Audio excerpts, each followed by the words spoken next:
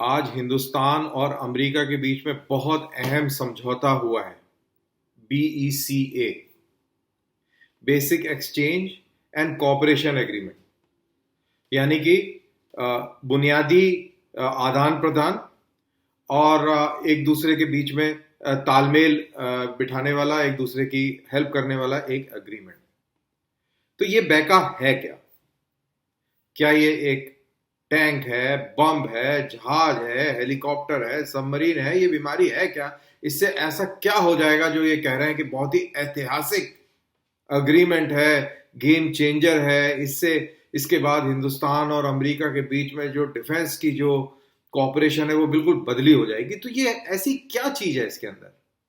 अगर आप खबरों पे जाएंगे तो वो बोलेंगे कि ये जियो स्पेशियल डेटा जो है ये हमको शेयर करेगा, सैटेलाइट डेटा शेयर करेगा, जिससे हमें नेविगेशन में आसानी होगी, जिसकी वजह से जो हम ड्रोन अमेरिका से खरीदेंगे वो आसानी से हम चला पाएंगे, वगैरह वगैरह। अरे, तो एज ए कॉमन मैन आप सोचते हैं यार ऐसा क्या इस एग्रीमेंट में हो जाएगा? हमारे मोबाइल के अंदर गूगल मैप है, हम जब कोई जगह जाना होता है तो हम उसमें टाइप कर देते हैं कि हमें फलां जगह जानी है, तो वो तुम्हारी मौजूदा जगह से और जिधर आपको जाना है वहां तक का रास्ता बता देता है, ऑप्शन दे देता है, यहाँ से इतना टाइम लगेगा, ये वाला रास्ता लेंगे तो इतना टाइम लगेगा, सबसे कम टाइम वाला ये रास्ता है, यहाँ पे ट्रैफिक जैम मिलेगा आपको, यहाँ पे पुल मिलेगा, यहाँ पे ये मिलेगा, यहाँ पे वो मिलेगा। तो ऐसा क्या अनोखी चीज हो जाएगी इससे कि नेविगेशन में सुविधा बहुत ज्यादा मिल जाएगी आपको? चलिए बात अपने गूगल मैप की छोड़ के और हम ड्रोन्स की कर लेते हैं। तो हेरॉन ड्रोन भी तो हम चला रहे हैं, हम और भी तो ड्रोन चला रहे हैं, हम और भी तो कार्रवाइयां कर रहे हैं, इसी सैटेलाइट, हमारे पास भी तो सैटेलाइट है। तो ऐसा क्या है, क्यों? ऐसे बहुत सारे सवाल जो है हम सबके दिमाग में आते हैं। तो मेरे को लगा कि मैं एक बारी इसके अंदर घुसूं और आपको बहुत ही सिंपल तरीके से समझाने की कोशिश करूं। अब देखिए, ये जो जियो स्पेशियल डेटा है इसके अंदर क्या क्या चीजें मिलेंगी। सबसे पहले आपको एक्यूरेट सैटेलाइट इमेजरी मिलेगी। भाई, सैटेलाइट इमेजरी तो हमारे पास भी है ना, तो क्या हमारी एक्यूरेट नहीं है? उसकी भी बात करेंगे। फिर हमें समुद्र के तल के नीचे की जानकारी मिलेगी, हाइड्रोग्राफिकल डेटा। एरोनॉटिकल डेटा, हवा के अंदर की जानकारी आपको एक्यूरेट मिलेगी। आपको मैग्नेटिक डेटा मिलेगा, जमीन का मैग्नेटिक डेटा। अब ये सब चीजें सुन के कि ये सब हमें अमेरिका से मिलेगा तो हमें लगता है कि हम इतने प्रिमिटिव हैं, हम इतनी बड़ी बड़ी बातें करते रहे, शायद हमारे पास कुछ भी नहीं है। लेकिन अब इसको समझने की कोशिश करते हैं कि ये क्या है। अब सबसे पहले तो अमेरिका और हिंदुस्तान की सैटेलाइट क्षमता को परख लेते हैं। अमेरिका के पास तकरीबन 850 सैटेलाइट इस वक्त आसमान में ऑर्बिट में चल रही हैं। ये मैं गूगल की जो जानकारी है उसके तहत बता रहा हूँ, जो गूगल मैंने करी, गूगल रिसर्च। हो सकता है ये आगे पीछे थोड़ा ऊपर नीचे भी हो। और हिंदुस्तान ने आज तक, जब से पहला सैटेलाइट छोड़ा था तब से लेके अभी तक 118 सैटेलाइट छोड़ी हैं। तो मुश्किल से आज की तारीख में जब हम बात कर रहे हैं 20-25 सैटेलाइट होंगी जो कि हमें डेटा दे रही होंगी। तो अगर इसको अमेरिका से कंपेयर करें तो अमेरिका के पास बहुत जबरदस्त सैटेलाइट्स का एक बेड़ा है जो बहुत सारा डेटा जो है अमेरिकन को देता है। अब ये जो नेविगेशन के लिए जो एक्यूरेसी की बात कर रहे हैं, जिसकी वजह से आपके ड्रोन्स भी एक्यूरेट हो जाएंगे, क्रूज मिसाइल्स और जो स्मार्ट बॉम्ब्स हैं ये सब एक्यूरेट हो जाएंगे। तो ये क्या कहानी है? तो इस कहानी को समझते हैं। आप सब ने ज्योग्राफी पढ़ी है, भूगोल पढ़ा है। जो हमारी जो धरती है, नॉर्थ पोल से साउथ पोल तक काफी सारी आपने ग्लोब में देखी होंगी, काफी सारी लाइनें हैं ऊपर से नॉर्थ से साउथ को आती हुई, और इसी तरह से एक इक्वेटर है, इक्वेटर के बाद में बहुत सारी लाइनें पैरेलल एक दूसरे के और ऊपर तक जाती हैं, लॉन्गिट्यूड और लैटिट्यूड्स। अब ये लॉन्गिट्यूड्स और लैटिट्यूड्स बेसिकली डिग्रीज में है, मिनट्स में है और सेकंड्स में है। जब जितना आप नैरो डाउन होते जाते हैं उतना आप सेकंड्स में आ जाते हैं।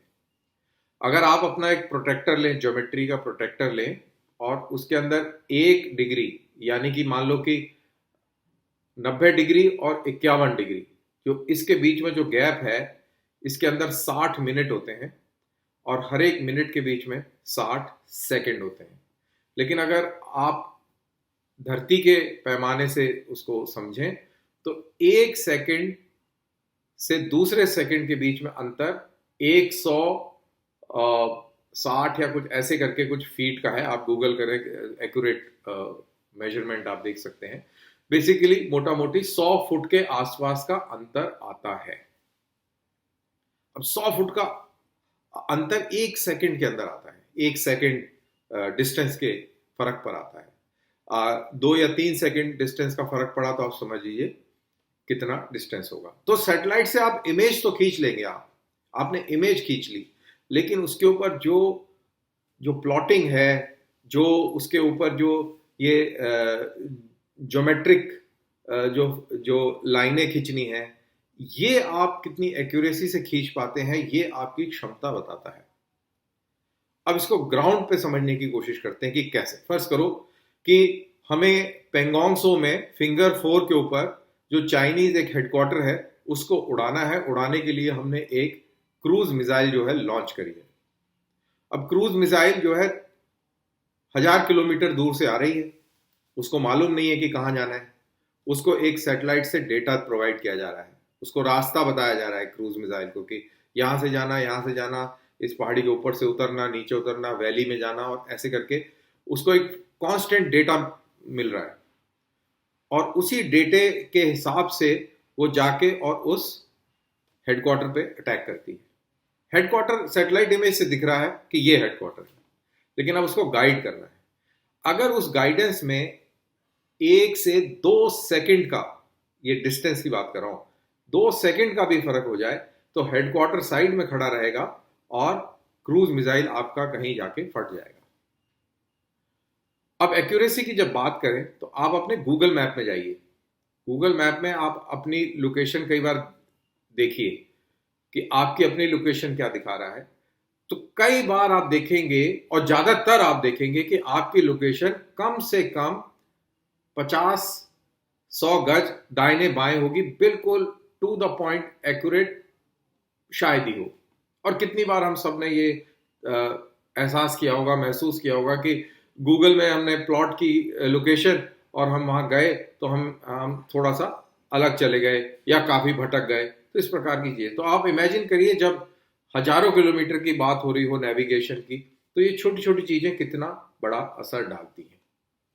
तो ये तो रही बात जियोस्पेशियल जो नेविगेशन का एस्पेक्ट है। अब हाइड्रोग्राफिक की बात कर लें। अब मान लो कि हमारी जो न्यूक्लियर सबमरीन है उसको इंडियन ओशन से होते हुए और पैसिफिक में जाना है। अब ऊपर से तो समुंदर एक समान लगता है, एक जैसा लग रहा है, बट नीचे समुंदर के पहाड़ हैं, खाइयां हैं और बड़े बड़े दर्रे हैं। डिस्कवरी चैनल या नेशनल ज्योग्राफी में जाएं तो आप ऐसे वो प्रोग्राम देखें वो समुंदर के अंदर वाले, तो आपको पता लगेगा कि अंदर भी एक भूगोल है जो ऊपर से नजर नहीं आता है।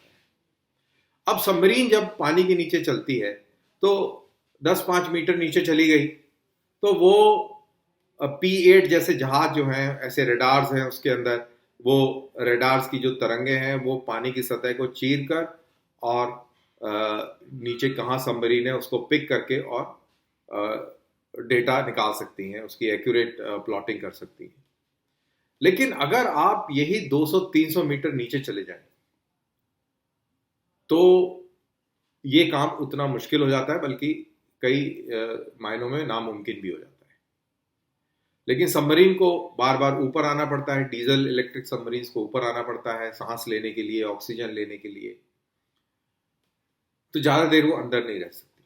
लेकिन जब आपके पास में अरहंत जैसे न्यूक्लियर सबमरीन्स हो, चक्रा सीरीज हो, और आपको पैसिफिक ओशन में जाके चाइना को काउंटर करना हो, तो आप कैसे जाएंगे?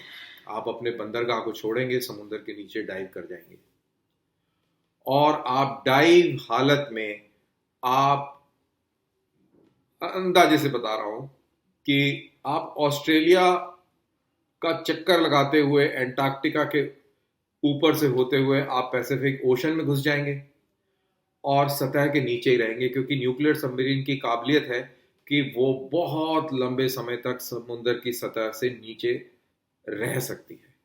यही खासियत है, बहुत बड़ी खासियत है। अब इसके लिए भी आपको डेटा चाहिए। अब आपको नेविगेशन समुद्र की सतह के नीचे करना है एक, और दूसरा आपको हाइड्रोग्राफिक, नीचे कहाँ पहाड़ है, कहाँ क्या है, कहाँ गहराई ज़्यादा है, कहाँ गहराई कम है, वो भी जानकारी हासिल करनी है। तो वो जानकारी जो है हमारी लिमिटेड है, हमारे पास ओशियनोग्राफिक जहाज भी कम है, उस प्रकार की सैटेलाइट है, लेकिन उतना बड़ा तंत्र नहीं है जो अमेरिका के पास है। तो इसलिए वो बहुत अहम हो जाता है। फिर एक बात हो रही है मैग्नेटिक डेटा की। अब आपने कई बार सुना होगा कि लद्दाख में कि वो मैग्नेटिक हिल है, वहां पर गाड़ी अपने आप खिंच जाती है, और इसी प्रकार की मैग्नेटिक हिल आपने कई जगहों पे सुना होगा, अरुणाचल में सुना होगा, आपने सिक्किम में सुना होगा। तो अलग अलग जगह पर अलग अलग मैग्नेटिक फील्ड और उसकी मैग्नेटिक आकर्षण जो है, ग्रेविटेशनल पुल जो है, अलग अलग, ग्रेविटेशनल पुल गलत शब्द का इस्तेमाल हो गया, मैग्नेटिक पुल जो है अलग अलग है। अब उससे क्या होगा? अब उससे एक और मिसाल देखते हैं, चलिए। उससे ये होगा कि मान लीजिए आपने रफाल से जो साफरान का जो उसमें बॉम्ब लगा है, स्मार्ट बॉम्ब, आपने वो गिराया 160 किलोमीटर की दूरी से, आपने उसको गिरा दिया। उसकी क्षमता है, उसके अंदर एक मोटर है जो उसको प्रोपेल करती है, और नेविगेशन यूनिट है, और नेविगेट करते हुए वो टारगेट पर जाके और वो फटता है। अब वो जब वो नेविगेट कर रहा है तो उस टारगेट का मैग्नेटिक अट्रैक्शन क्या है? रास्ते के अंदर जो ऊंचे ऊंचे पहाड़ हैं उनका मैग्नेटिक अट्रैक्शन क्या है? तो अगर ऐसा होगा तो क्या होगा? अगर बीच में मान लो कि एक पर्वत श्रृंखला आ गई जिसका मैग्नेटिक आकर्षण स्ट्रांग है, तो उससे क्या होगा? उसका जो ग्लाइड पाथ है, जो ग्लाइड रेशो है उस स्मार्ट बॉम्ब का, वो अस्त व्यस्त हो जाएगा, डिस्टर्ब हो जाएगा। जाहिर सी बात है वो उस रेंज पर नहीं पहुंच पाएगा। तो आपने जितनी भी कैलकुलेशन करी है वो सब कैलकुलेशन खराब हो जाएगी। तो इसीलिए वो मैग्नेटिक डेटा भी बहुत इंपॉर्टेंट है। तो ये सारी चीजें, मैग्नेटिक डेटा, हाइड्रोग्राफिक डेटा, आपका नेविगेशनल डेटा, और इसी तरीके से एरोनॉटिकल डेटा, उसके अंदर नेविगेशन भी है, उसके अंदर एयर फ्लो भी है, विंड स्ट्रीम्स भी हैं, बहुत सारी चीजें हैं, वेदर डेटा है। तो ये सारी चीजें मिला के ये जो एग्रीमेंट है बेका, ये बहुत बहुत अहम हो जाता है। इससे एक्यूरेसी मिलेगी, इससे आपको सरप्राइज हासिल करने में बहुत मदद मिलेगी, और आपकी जो इफेक्टिवनेस है दुश्मन के ऊपर वो बहुत बहुत गुना बढ़ जाएगी। इसीलिए ये बेका जो है बहुत इंपॉर्टेंट एग्रीमेंट है।